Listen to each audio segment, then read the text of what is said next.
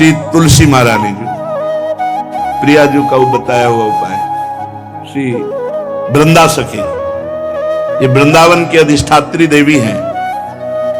ये वृंदावन की पूरी व्यवस्था को देखती हैं। प्यारे जो के नित्य केली की व्यवस्था करती हैं और इनकी कृपा के बिना कोई वृंदावन में प्रवेश नहीं कर सकता।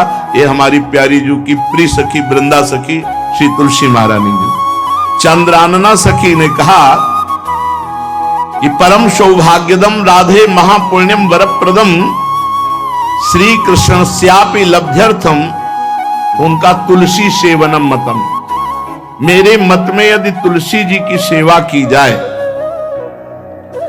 तुलसी जी का यदि स्पर्श हो जाता है, तुलसी जी का नाम कीर्तन किया जाता है, तुलसी जी को प्रणाम किया जाता है, तुलसी जी का वृक्ष लगाया जाता है, तुलसी जी को जल अर्पित किया जाता है और तुलसी दल से नित्य भगवत सेवा की जाए, बहुत जल्दी श्री कृष्ण प्रसन्न हो जाते हैं।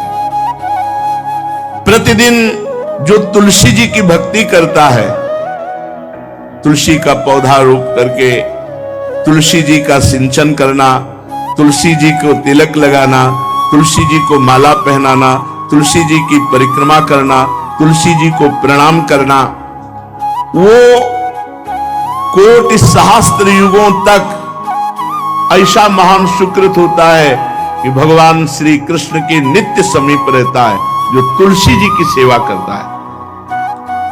जब तक मनुष्य की लगाई हुई तुलसी की शाखा प्रशाखा बीज पुष्प सुंदर दल से तुलसी जी सुशोभित होती है, तब तक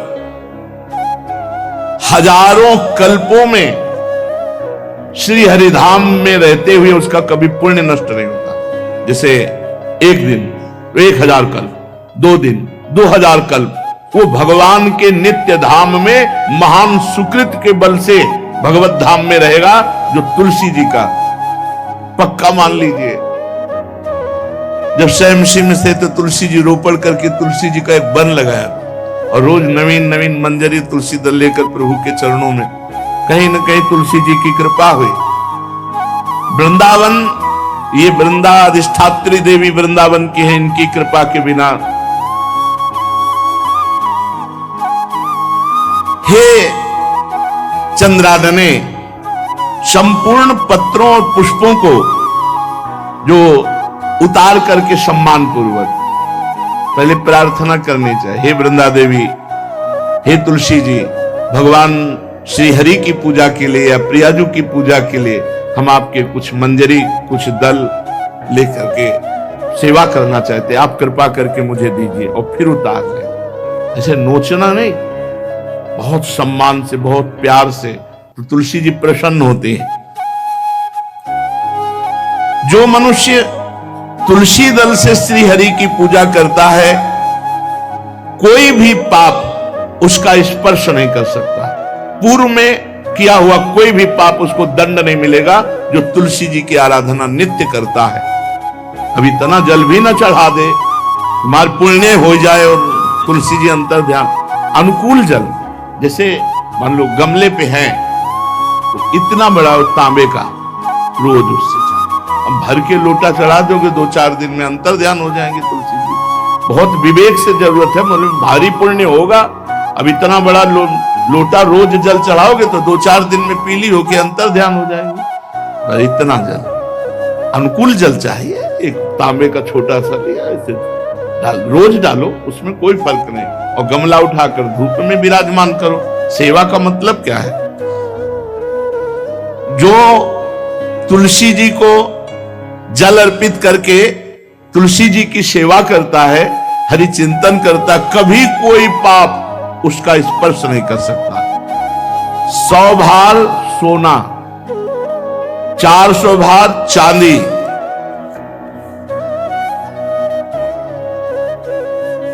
का जो दान करने का फल होता है, वो एक तुलसी दल उतार, जो अपने द्वारा लगाई हुई तुलसी दल, वो हरि के चरणों में अर्पित करो। ये 100 भार सोना और चांदी बराबरी नहीं हो सकती। कितना महत्व है। जो रोज तुलसी दल चयन कर द्वादशी को न चयन करे। द्वादशी को मतलब बहुत बड़ा अपराध लगता है तुलसी दल का, इस मतलब तुलसी के वृक्ष का भी स्पर्श न करे। प्रणाम नमस्कार दूर से, एक भी दल नहीं टूटना चाहिए।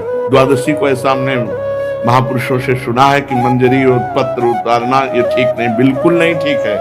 ब्रह्म हत्या का फल लगता है, अगर जो पाप लगता है अगर कोई द्वादशी को तुलसी चयन, बहुत सावधानी से। जिसके घर में तुलसी का बगीचा होता है, कई पौधे होते हैं, उसको कहीं तीर्थ जाने की जरूरत नहीं, उसका घर तीर्थ है जिसके घर में तुलसी के पौधे हैं। और यमराज कभी उस घर में किसी भी मरने वाले को लेने नहीं आएंगे। जिसके घर में तुलसी, लगा लो भैया तुलसी लगा लो घर में, काहे को यमराज को आने दोगे?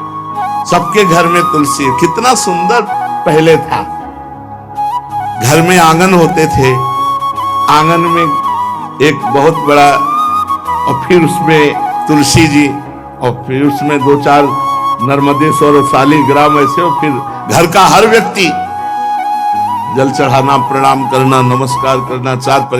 कितनी पवित्र पद्धतियां हमारी थी। जब रसोई बने पहली गाय के लिए, फिर उस पक्षियों के लिए, फिर कोई संत महात्मा, कोई भिक्षु, ऐसा कितना पवित्र व्यवहार। यहाँ जैसे हमने देखा है, ये रसोई बन रही ना, तो धुआं नहीं खत्म होने पाता, वो ये सब अपवित्र किए हुए हैं, राक्षसी बुद्धि आती चली जा रही। तुलसी जी, ये भागवती को वस्तु है। हमें लगता है बालकनी तो होती है, बढ़िया बालकनी में ऐसा उठाने धरने वाला स्टैंड लोहे का रखो कि तुलसी जी को विराजमान कर दो। जिसके घर में तुलसी जी विराजमान होती, उसके घर में यमराज कभी नहीं जाते। जो तुलसी जी का सेवन करता है, उसकी सारी कामनाएं तुलसी जी पूर्ण कर देती है।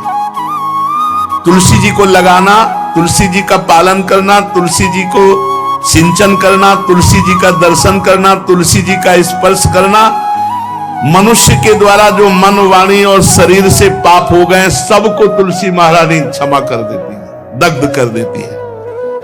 पुष्कर आदि तीर्थ, गंगा आदि परम पावन नदियां, ये सब जो स्नान आदि, अवगाहन आदि करने का फल देते हैं, वो केवल तुलसी जी घर में विराजमान है, उसको फल मिल जाएगा। कितने बढ़िया। जो तुलसी जी की नवीन मंजरी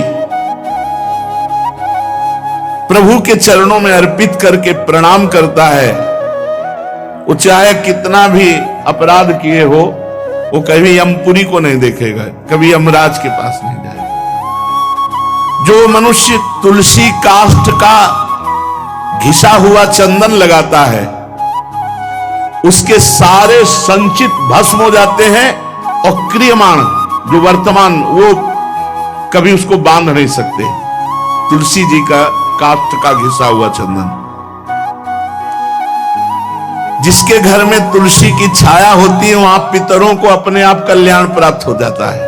जो श्राद्ध करने से लाभ मिलता है पितरों को, घर में तुलसी लगा के, जो तुलसी की छाया, बड़ा वृक्ष, पितरों को तृप्ति मिलती है। चतुर्भुज ब्रह्मा जी सारंग धनवा श्री हरि के महामहिम स्वरूप की अनुभूति करने के लिए भी कहा है कि तुलसी जी का महान महात्म्य, अगर तुलसी जी का सेवन करे तो भगवान श्री हरि की महिमा को जान जाएगा। स्त्री हो या पुरुष, पुरुष नपुंसक नारीवा जीव चराचर कोय, सर्व भाव भज कपट तज मोहि परम प्रिय सोय। शरीर वर्दी है, हमारी पोशाक है, हम सब एक हैं, आत्मस्वरूप है, कुछ अलग नहीं है। शरीर केवल पांच भौतिक है, तो सबका पांच भौतिक है, उसमें चिन्ह है स्त्री पुरुष के, बस। इसके लिए भगवान की आराधना निषेध थोड़ी है। जो स्त्री या पुरुष श्री तुलसी जी के काष्ठ के मन के बना के, जैसे छोटी कंठी या बड़ी माला धारण करता है, श्री कृष्ण उसके बस में हो जाते हैं। यह है तुलसी जी की महिमा। परम सुहाग श्री कृष्ण मिल जाते हैं, और कौन सी भी हमें उपलब्धि चाहिए। हे गोप नंदिनी, तुलसी जी का सेवन करने से श्री कृष्ण वश में हो जाते हैं।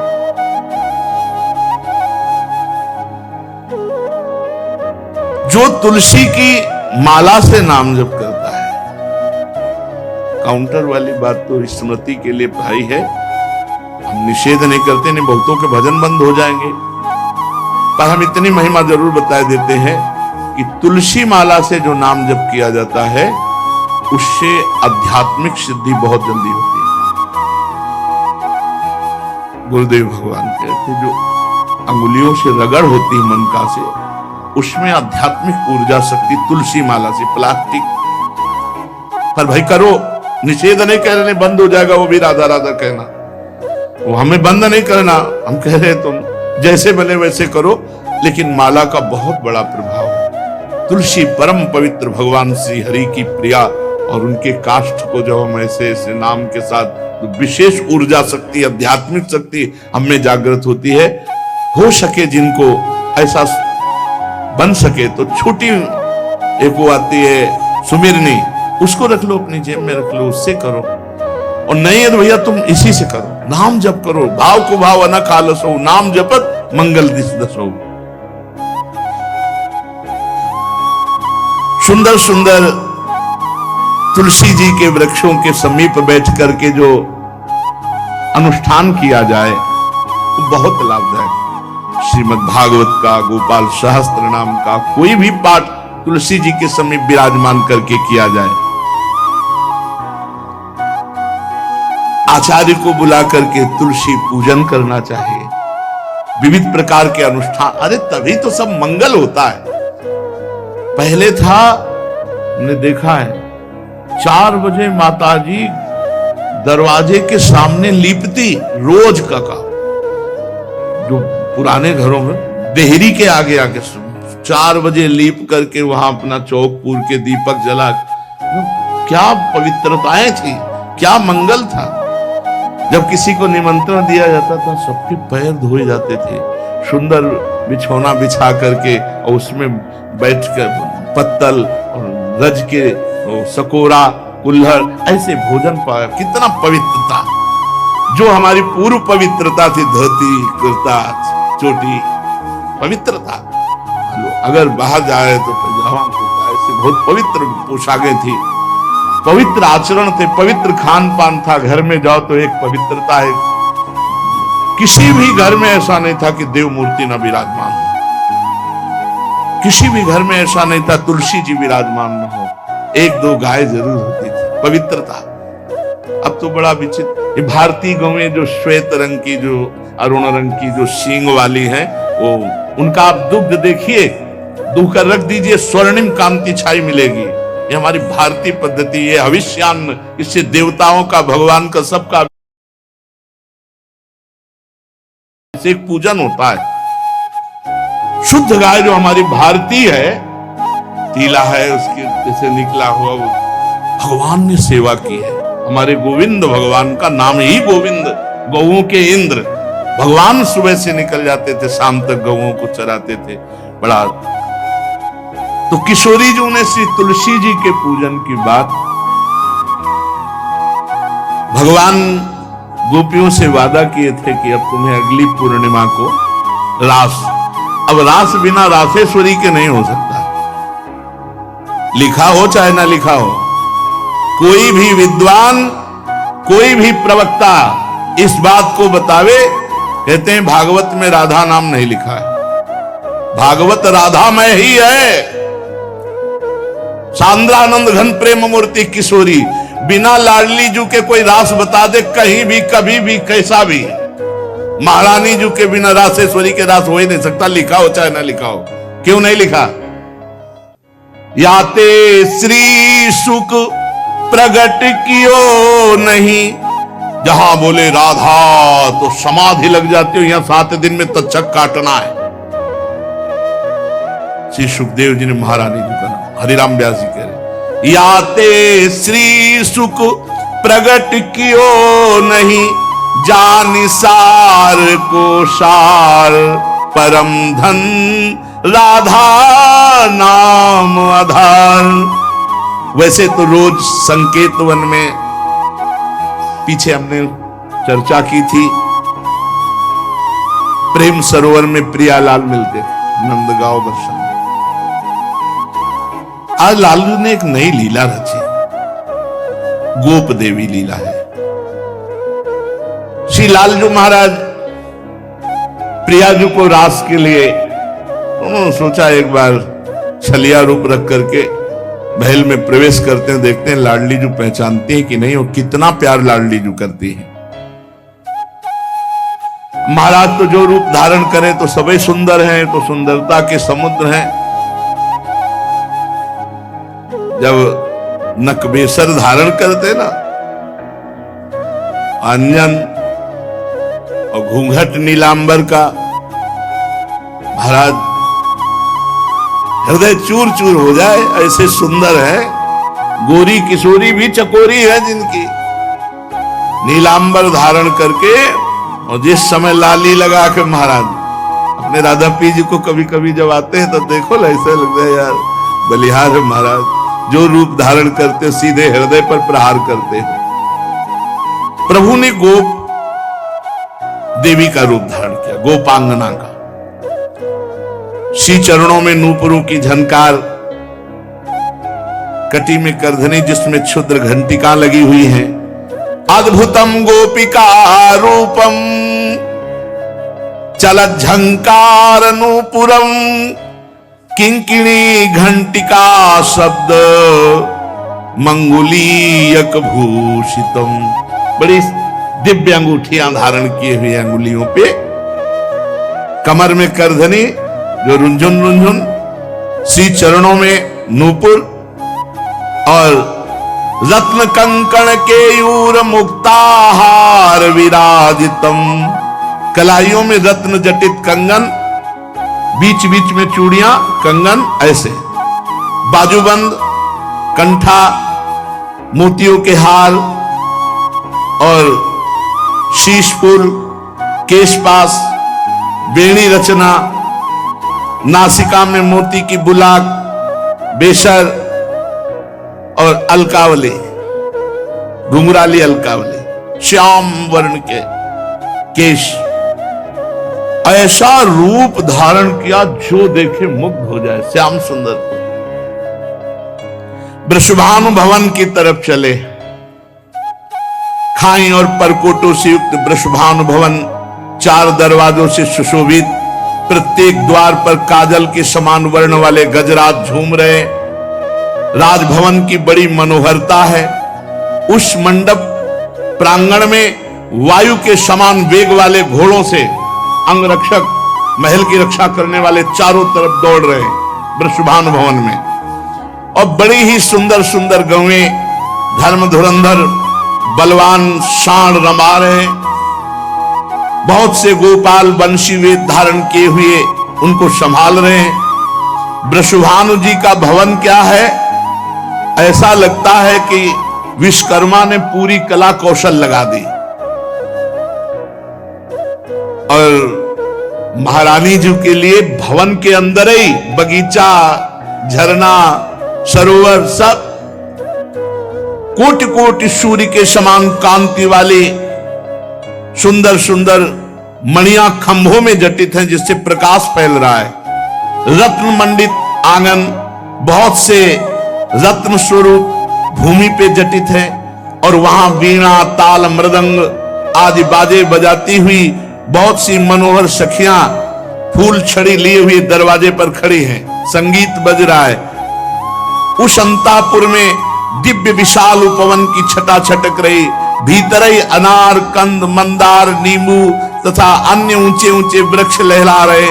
केतकी, मालती, माधवी लताएं बड़ी सुंदर वृक्षों का आलिंगन किए हुए श्री राधा निकुंज महल के अंदर ही कल्प वृक्ष के फूलों की सुगंध से भौरे मत वाले हो रहे हैं।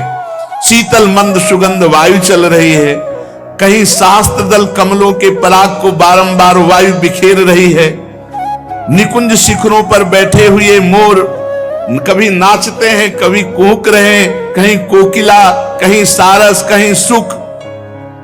और फूलों के शास्त्र शास्त्र सैयाएं जगह जगह, कभी लाडली जो इधर से निकले किसी में भी विराजमान हो जाए। मेघ मंदिर में सैकड़ों फुहारे छूट रहे। बाल सूर्य के समान कांतिमान कुंडल तथा विचित्र वर्ण वाले वस्त्र धारण किए हुए करोड़ों बलवान महल के आसपास श्री लाडली जी के और श्री स्वामी जी की परिचर्या में सब सुसज्जित सखियां केसरिया रंग के सूक्ष्म वस्त्रों को सजाकर पर्दा बनाया गया है। जलज पुष्प थलज पुष्प जगह जगह पल्लव बिखेरे गए हैं और घुटनों तक पुष्पों का पराग महारानी जो चलेगी। राजभवन में ऐसा मालती मकरंदों के फव्वारे, मालती मकरंदों के